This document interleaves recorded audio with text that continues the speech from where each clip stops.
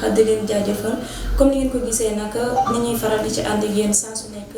jigéen ñi nga xamante ne ñoom ñoo nekk ci rukkulukaat yi sans dépend ci li nga xamante ne ci la ñuy yëngu muy kii jaay jëm ci marché bi ak képp ku mu mënti doon ci domaine am lañ koy fekk waxtaan si ak moom mu xamal ñu nan ak naka la koy dundee tey nag ki ñu fësal benn femme activiste la ñu gën koo xam ci turu Fatima ginnaaw buñ ko bàyyee mu nuyoo ba noppi dañu dugg ci li nga xamante ni moom moo di viom ak naka lay dundee wàllum activiste bi ci réewum Sénégal Fatima dalal la. maa ngi dalal seen chaîne fii ci siège FRAPP ca makkaanu FRAPP di leen ziar di leen jox seen wàccuwaay di nuyu tamit tous vos téléspectateurs juste pour dire que man duma activiste képp ku xam membre FRAPP xam na ne ay révolutionnaire lañu ndax dañoo jàpp ne activiste c'est des actes qu'ils posent au moment T alors que un révolutionnaire c'est une lutte à long terme yoo xam ne même bu ko fi fekku sax dañuy ñaan yàlla actes yooyu ñuy posé muy woy ba am ci ndam. waa xam nga boo jëlee suñu organisation en tant que FRAPP muy organisation boo xam ne depuis 2017 mu ngi fii mu nekk une organisation très bien structurée avec un trésorier un secrétaire général un délégué général et nous sommes implantés fépp ci Sénégal. ñun nag suñu première devise en tant que membre FRAPP mooy lépp di xeex nooteel souveraineté mooy suñu credo différence bi nag ñun ak activiste mooy activiste day gis benn acte posé acte boobu mu jàll mais soo seetloo bu baax ñun lépp ñu ñuy dugg di xeex c'est un suivi par exemple fii FRAPP di nga gis ne am na ñoo xam ne ils sont chargés de tout ce qui est des détenus am ñoo xam ne ils sont chargés du foncier am ñoo xam ne dañoo chargé wu ci leneen ak leneen révolutionnaire mooy koo xam ne ki day ñëw joxe poser acte continuer ci di ci wax xalaatam ba li mu bëgg mu am ko ci ba tax na nga gis ñu bëri parce que par exemple man dama bokk ci benn parti politique di bokk ci benn parti politique et cetera mais biir FRAPP ensemble la ay nit yoo xam ne ñoo xam ne ay politiciens noo ci ay hommes politiques noo ci nekk am ñoo xam ne ils ne sont dans aucun parti politique mais li leen ñor mooy poser des actes forts yooyu du poser ko rek après dem on fait le suivi on continue un révolutionnaire boo gisee tey salle bi ñu nekk ni c'est une bibliothèque parce que dañoo jàpp ne koo xam ne ki booy jël micro di wax wala booy poser ay actes ça doit être des actes réfléchis te acte réfléchi bu nekk boo gis il faut que ki koy poser mu am une solide formation moo waral tey ji ñu ne ñun ay révolutionnaire lañu yemuñu kese ci wax on pose des actes comme ni ma la ko waxee léegi dañoo nekk ci benn bibliothèque képp koo xam ne ki membre FRAPP nga tu es obligé aujourd'hui ñëw ci bibliothèque bi jàng on a même ouvert une université boo xam ne ay mag noo ciy joxe ay formation mi mel ni doyen Alla Kane mi mel ni doyen Diallo Diop mi nga xam ne dafa jógee ci formation wu Cheikh Anta Diop loolu mooy révolutionnaire mooy koo xam ne ki dafa am xam-xam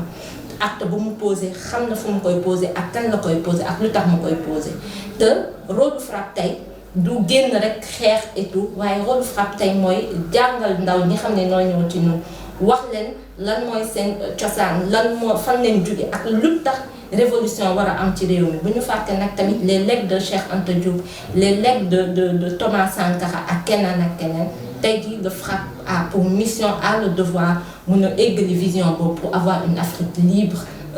délibérée libre ñu mun a dagg chaîne yooyu yi xam ne moo ñu tënk ak tubaab yi ba léegi. waaw comme ni nga ko waxee jigéen ñi dañoo yàgg bokk di dugal seen loxo ci yu mel noonu xëy na dañoo effacé wu woon waaye koo fi gis ñu ko fiy tudd ba ñu ne am na fi ndam rek xamal ne jigéen a ngi ci ginnaaw li koy fi ne mooy tableau bi comme ni nga ko waxee léegi kenn dootul ñëwaat ci li mu jot a def ci réew mi. man nag dama yàgg di yëngatu ci affaire wu xeex injustice ak yooyu man li may dugg ci réellement ci lii c'était le bi 23 juin amee 2011 dama gisoon ne période boobu amoon benn parti politique boo xam ne mënoon naa fa bokk parce que gisuma fa woon sama bopp parce que c'est des partis classiques yoo xam ne parti yi fi nekkoon la amul woon benn changement et tout. Par la suite laa dem comme tous les Sénégalais à la place de Assemblée nationale jóge fa ma dugg bokk membre Y'en a marre ànd ak ñoom ba ci benn jamono après ma génn fa bokk ci ñi xam ne noo créé woon mouvement Nitu Dëgg man ak ñoom Karim bokk naa ci membre fondatrice yi après ma jóge fa bàyyi ma dem bokk ci non aux APE bii mu am ay organisation yu bëri fa doon nekk foofu laa xamante ak Guy Marius Sagna.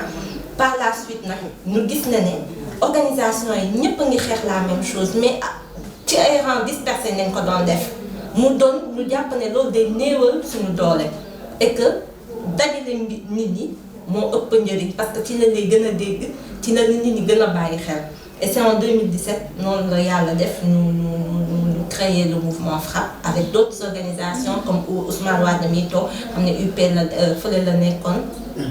MPU waa UP ñëpp noonu leen toogee ñu ne nag neen dajale suñu doole ñu def ko front pour une révolution anti-impérialiste populaire et panafricaine depuis 2017 nag ba léegi FRAPP li mu doon woote démb ba léegi muñ ci yoon boobu te defe naa Sénégalais yi mën nañu seede depuis lors wàccuñu yoon boobu au contraire li ñuy xeex dafa ma yéem parfois man damay ne ñun dañoo xeeb sax xëy na wala dañoo xeeb suñu bopp mais bu la nit ñi waxee wala nit ñi buñ lay interpellé ci ngeen ne ndekkee Sénégalais yi kon ñu ñuy bàyyi xel kon Sénégalais yi am nañ tel regard ci organisation FRAPP di ko sante yàlla bu baax parce que mën naa ne depuis lors nit ñi nooy gën di ñëw jigéen ñi nag tamit mu doon lu rafet jigéen ñi tamit dañoo gën ñëw parce que bu njëkk ba ay benn ñaar nga doon compter ci femmes yi xam ne noo nekkoon FRAPP parce que FRAPP boobu parce que nag woon nañ wax ne nit ñi dañuy taxer d'habitude organisation yu mel noonu des organisations violentes yoo xam ne amuñu kilifa da lay ne sax yow loo fay def en tant que jigéen warul bokk ci yii fekk nit ñi période boobu xëy na xamaguñu suñu degré d'engagement moo tax nag ces 2 dernières années on a beaucoup de femmes dans nos rangs surtout nag dans le milieu étudiant ñu ko siy sant yàlla bu baax ça veut dire que de plus en plus les gens comprennent que cette révolution qui est en marche ce n'est pas juste pour les hommes mais les femmes aussi doivent s'impliquer les femmes doivent faire partie de l'histoire pour le changement de l'Afrique et particulièrement du Sénégal maa ngi sant yàlla bu baax je fais partie d'une famille boo xam ne dañ ma mës a soutenir ci lépp li ma mës a dugg mais aussi une famille boo xam ne qui comprennent les enjeux du moment parce que boo ñëwee suñu kër waxu politique rek nañu wax du matin au soir waxu politique nañu wax sama papa tamit dafa bëggoon politique surtout la politique internationale j'ai grandi dans ça ce qui fait que biñ may gisee ma bokk ci yu mel nii ça les a pas étonnés jaaxalu leen au contraire dañ ma ci gën a encourager mais vous savez une maman est toujours une maman bu ñu déggee yenn arrestation yi wala les violences policières yi xam ne moom lañ gis fan yi ñu koy def ay sénégalais di leen jàpp di leen sànni ci àll bi c'est tout à fait normal pour une maman de dire à ses enfants de faire attention mais sinon je n'ai jamais eu de problème par rapport avec ma famille concernant mon engagement au contraire ils m'ont toujours soutenue et comme je l'ai dit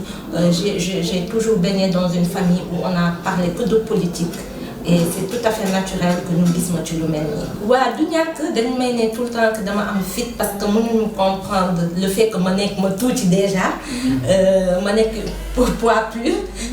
tuuti et tout et que may ànd ak ay góor kese ñoo xam ne ils sont tout le temps sur le terrain de la lutte mais je me dis que gis nga soo bëggee dara nga gëm ko moo tax gëm-gëm dafa am solo même tey liggéey bi ngay def boo ci amul gëm doo ci yàgg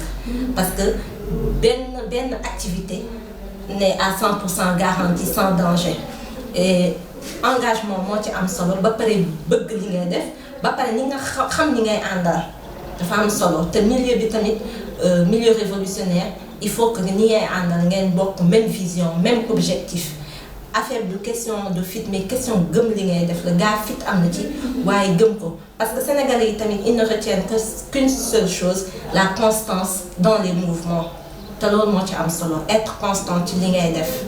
affaire bi daal loolu la et j'appelle encore les femmes à venir rejoindre les organisations c'est pas une question on peut être dans une organisation et ne pas aller sur le terrain on peut servir son organisation dans d'autres domaines ci yu bëri yoo xam ne parfois nit ñi ils ne voient que ce qui est visible mooy dañuy gis ñoom Ousmane Wade ñoom di nooy ci terrain bi mais ce qui se fait derrière est beaucoup plus important que ñoom ñu ñuy accomplir ci terrain bi. oui tu sais que àdduna moom ñaar yooyu ñoo am mooy kiy ànd ak yow qui est pour et qui est contre sinon bu ñëpp àndoon tamit mu am ñu gëdd seen cër àdduna moo mel noonu te loolu mooy tax sax yow mi ñuy critiquer nga mun a parfois il y a des critiques positives yoo xam ne mooy tax tu te remets en cause pas plus tard que démb maa ngi gis benn article boo xam ne benn ay activiste lañu yoo xam ne ñu ñuy doon critiquer par rapport à suñu yenn position yi mais àdduna moo mel noonu on ne peut pas plaire à tout le monde man je ne prends pas toutes les critiques comme des critiques négatives am na yoo xam ne ce sont des critiques positives nous on ne fait pas de bruit on fait pas de bruit comme les gens pensent qu'on fait du bruit pour se faire voir. Non, nous on fait du bruit pour que les choses puissent avancer, pour que ñi ñuy waxal en face bàyyi xel ci li ñuy wax lan la mais on fait pas du bruit pour se voir wala pour am une certaine reconnaissance loolu bu dee bruit boobu ñun doxuñu ci loolu mais comme je l'ai dit tout à l'heure les critiques tout le monde toute organisation n'est pas parfaite les gens peuvent critiquer et ils ont le droit de critiquer et ces critiques nous permettent ñun sax ñuy defaraat suñuy toogaay parce que tamit sooy wax ak askan bi tamit boo bëggee ñu lay déglu yow da ngay déglu ñoom en retour tamit ñu ngi gisee seen suñuy taxawaay. waaw tu sais une femme yàlla daf ñu may agilité boo xam ne multitâche lañu da ngay gis ay femmes yoo xam ne tey jii elles sont au bureau wàcc gérer seen kër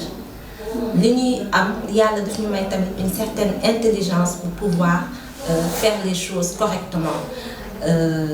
Ça n'a rien à voir avec la femme dafa war a toog ci waañ rek yooyu dafa taxawul parce que on peut faire les choses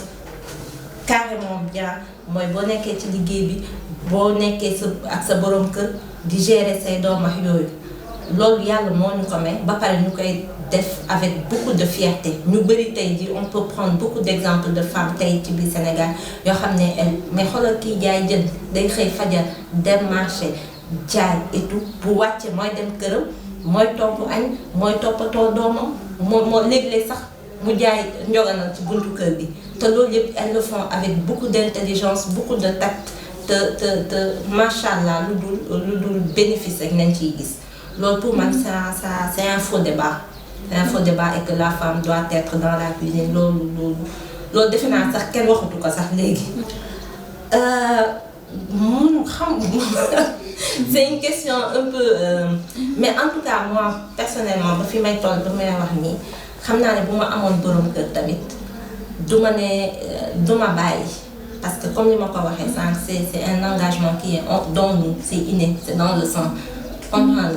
même soo doon wàññi say activité sax doo ko wàññi à 100% dañ koy eggali li ñuy ñaan yàlla mooy li actes yi ñuy posé yàlla may ñu ci ndam ñu fekkee ko wala ñu bañ koo fekkee parce que li ñuy def nii yëpp c'est pas pour nous on le fait pour les futures générations qui viennent on le fait pour s'imposer pour imposer l'Afrique au-dessus loolu mooy suñu devoir bu ma amoon borom kër tamit damay continuer li may def. damay continuer ci kaw mu nangul la ko. ci kaw mu nangul ma ko may ñaan yàlla mu doon un révolutionnaire comme man ndax kër gi mun a neex. bu njëkk ba yàggul man dama seetlu ne à chaque fois bi policiers yi doon jàppee jigéen du bokk ñu ñuy doon jàppee góor ñi franchement ils avaient un respect envers les femmes mais li ma gis ces 2 derniers mois et vous l'avez remarqué vous avez même assisté à cette conférence de presse ici quand les femmes ont été maltraitées arrêtées puis larguées en pleine nuit ci àll bi defe naa loolu du ma ne toute la police parce que nag il y a des hommes dignes dans la police et il y a des hommes yoo xam ne xamuñu tenue bi ñu leen joxuñu ko orma bi mu am mën naa wax ne ces 2 derniers mois franchement comportement bi ñu gis dalul suñu xel ñun en tant que jigéen parce que ay nit yoo xam ne dañ lay jàpp sol kagul dugal leen ci oto yi dóor leen ba pare sànni leen ci àll bi lu ne mënoon na fa xew mënoon leen fa violer mënoon leen fa def leneen ak ñeneen en tout cas li ma seetlu ne mooy bu njëkk ba bu ñu doon jàpp jigéen bokku sax ak ñu jàppee bu dañuy ñëw rek ne la soxna si yéegal mais là 2 derniers mois yi ma gis. ñu ñaar seen loxo. ah oui franchement et loolu suñu responsabilité suñu devoir la ñu xeex ko parce que lii góor waree mun a wàcc ci terrain bi xeex noonu la jigéen waree wàcc ci terrain bi xeex kon ça veut dire traitement li ñuy jàppee góor di ko jàppee jigéen noonu war a mel xam nga nit boo ko jàppee amoo droit maltraité ko parce que jàpp nga ko ba pare la police n'a pas le droit de dóor qui que ce soit muy jigéen muy góor rawatina jigéen xool leen di suñu camarade Sylvestre ni nga ko def dóor ko ba kenn ñemewul xool image yooyu kon tey jii les responsabilités sont partagées et malheureusement on a entendu ni l'État ni le ministère chargé de l'intérieur wax ci violence yooyu dañoo nekk ci réew moo xam ne dañuy gis dara di raam te duñ ci dut baaraam ba jéeya am ñu ne pourtant amoon na fi pourtant waxoon nañ ko en tout cas je pense que tey jii la responsable on a déposé des plaintes malheureusement ça a eu déposé plainte du amu leen aucune protection aussi. amuñu benn en fait amuñu du question de protection mais état bi rôle bi mu war a jouer parce que nag nous sommes tous égaux devant la loi tey jii même bu doon benn nit muy wàcce di dox di wax li ko neexul am na droit parce que mu ñuy joxe impôt mu ñuy fay ay taxes citoyen sénégalais la il a le droit à la parole kon bu doon benn nit bu waroon wàcc ci tali bi di kaas dañ ko war a déglu pour man violence policière yi bavure policière yi mu ñu bëgg commencer bëri te du yoon waaw mais waruñu egg sax foofu nit ki boo ko bu xasee ba wàcc bay ñaxtu boo ko jàppee amoo droit dóor ko loolu du góor du jigéen être humain ci boppam la benn policier warta dóor parce que teguñu ko fenn loolu ci boppam leen war a xeex gis ngeen di xew keroog tamit bëgg dem buntu police 4e ay xale yu góor yu ñu jàpp dagg seen raste yu kenn xamul loolu nekkatul police loolu leneen la et franchement comme ni ma ko waxee dañuy bàyyi yenn affaires yi di raam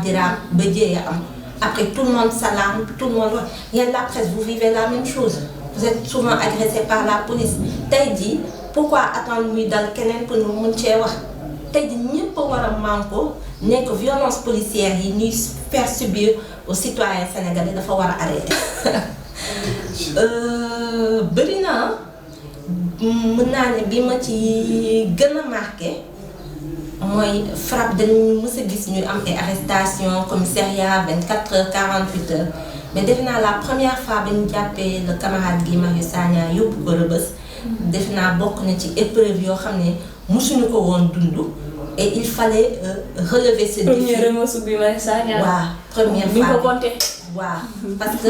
mën naa wax ne comme ni ma ko wax dama ne on a souvent été arrêtés. mais on n'était jamais allé au-delà des arrestations au commissariat. defe naa épreuve boobu camarades yu frappe yépp on l'a vécu avec beaucoup de dignité mais dafa gën a renforcer waat suñu groupe bi parce qu'on n'a jamais eu une arrestation qui avait pris 2 mois à la prison de Rebeuss bokk na ci li ma gën a jàpp am na boo xam ne tamit defe naa ba ñu jàppee période noo lànk aussi il fallait beaucoup de solidarité beaucoup de caractère pour imposer une certaine démarche de la lutte bokk na ci yi xam ne daal duma ko fàtte parce que xam nga bokk ci dara te mosoo dund yenn jafe-jafe yi yàlla teg la ko et boobu tamit on n'était pas aussi fort aussi organisé que nous le sommes aujourd'hui mais macha allah yàllaa ci teg loxoom ba ñu amoon ci ndam yooyu ñu ngi on m'a arrêté durant le mois de mars mooy ci événement. benn yoon la nga mës a arrêté bien. waaw benn yoon. c'était comment Fatima derrière les barreaux. waaw tu sais nag Fatima derrière les barreaux dafa mel ni mosoon naa fa nekk parce que ñii ñëpp sama camarades yi ñëpp ils ont été arrêtés et à chaque fois qu'ils sont arrêtés man maa fay dem maa leen di yóbbu lekk maa leen di jëm ci avocat yi et tout te ñoom à chaque fois ils m'expliquaient ce qu'il y a dans les commissariats boo ñëwee commissariat nii ngay comporté et cetera. ba ma fa demee tamit li ma waxoon ñëpp laa fa gis ba je n'étais pas. xofoo tiitoo ragaloo. non parce que xam nga mënoo tiit mënoo xof parce que defoo liñ la ji. li am solo mooy nit ki quand tu as la conscience tranquille nga xam ne yow li lay jiin ñi defoo ko ba pare nga xam ne yow yaa dugg ci benn combat boo xam ne lu ne mën na la cee fekk gis nga tëj kaso moo gën a néew ci li la mën a dal ndax am na ñoo xam ne dañoo nekk seen bakkan. le seul sentiment bi ma yëg te defe naa bépp gor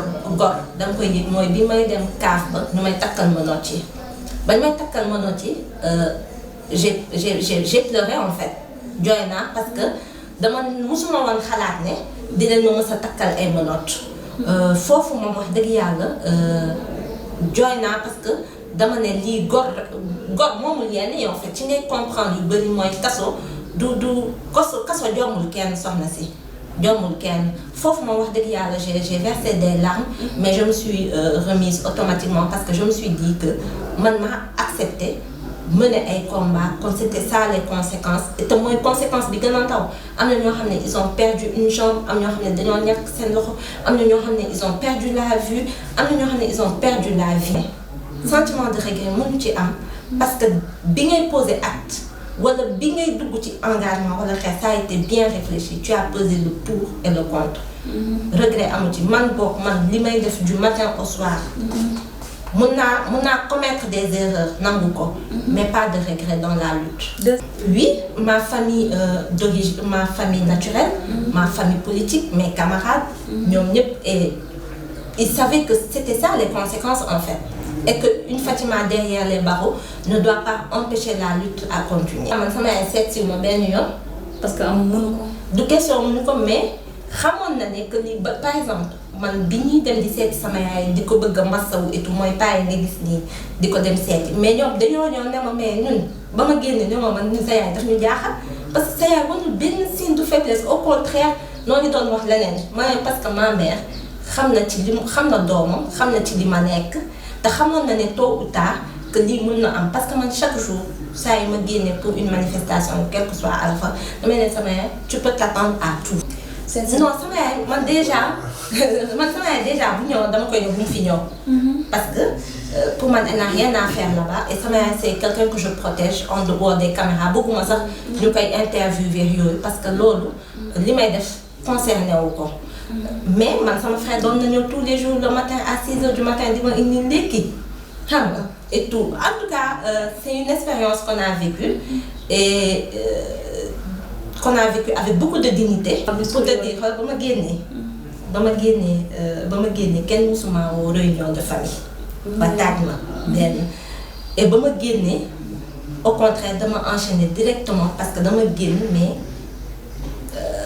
les événements continuaient à s'enchaîner dama génn tey le matin dama solaat samay basket dem sama bureau continuer sama liggéey. non mënuma nekk Aline Sitoé Diatta ndax kenn mënu koo dab mais dama gëm ne. yàlla ku nekk bu la wàccee ci kaw suuf tu as une mission à accomplir. dañuy ñaan yàlla di ñu suturaal bu baax a baax. parce que lu mu bon tey je dois montrer l'exemple aux camarades femmes au sein du FRAPP. exemple bi mooy lan être digne ci li ñuy def kañ bañ ñoo dégg ci lu ñàkk fayda mais aussi avoir des principes et des objectifs. waaw. di leen wax ne qu'il faut s'armer de courage être forte